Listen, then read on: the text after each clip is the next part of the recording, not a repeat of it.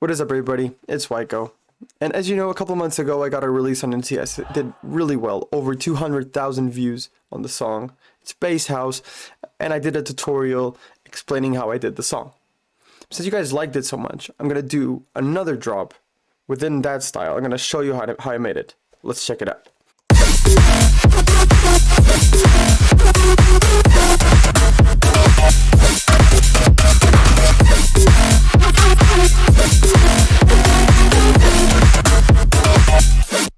This FLP is going to be available on my Patreon. Thank you to everybody that keeps supporting me. Allows me to keep doing more and more videos. Right, so finally, on to the drop. So covering the basics: hi-hat loop, kick, clap, another hi-hat loop, crash and stab sounds, layer for the lead, drums. So the bass line, I've been focusing a lot on this bass house stuff to try to use 808s.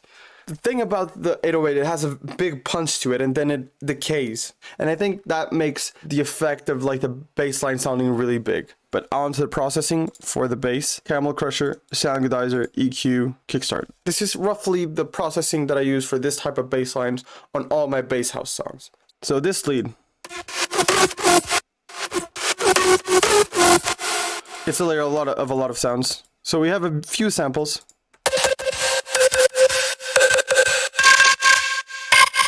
Plugs and flute sounds, and then actual serum leads.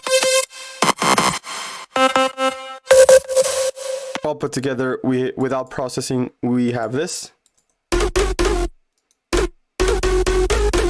Then with processing,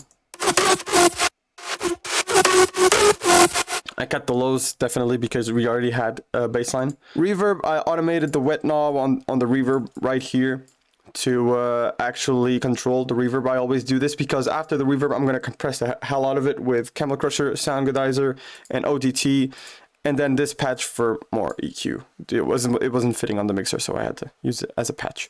Something really important that I also say very frequently: on the MIDI for the leads, you should use pitch bend variation. I'm gonna show you without the pitch bend here, and you're gonna see the difference.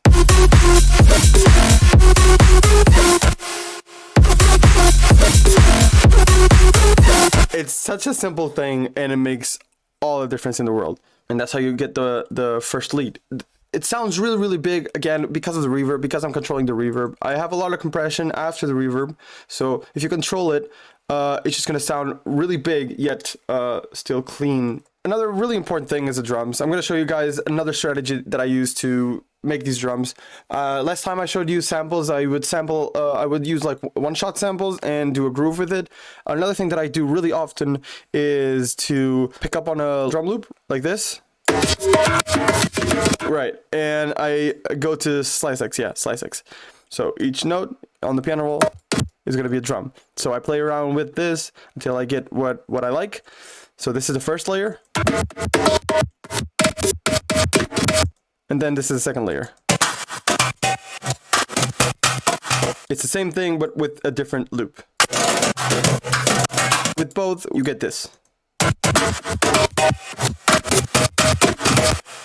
And that's basically everything for the drop. I'm just combining a lot of leads here to make something different. If you guys want to check out the project, go to my Patreon. It's going to be there. You guys can open up the project file. You guys can learn from it. And also, I'm going to give you guys a few words of encouragement about labels. To this day, I want you guys to understand that I still get rejected a lot. And to this day, I still struggle with getting contacts to certain labels. We all experience that difficulty. What I do to get around that difficulty is try to collaborate with artists that already have those contacts. Try to establish like friendly relationships, send some ideas. Sometimes it works out, sometimes it also doesn't work out. It's just a constant struggle, and if you're persistent enough, if you spend enough time mastering your craft, you gain the collaborations and you might even get signed. That's always how it worked out for me. Hope you guys learned. Hope this was helpful. Keep grinding, keep working hard, and eventually you'll get your goals. 𝗪𝗞𝗢, 𝗪𝗞𝗢.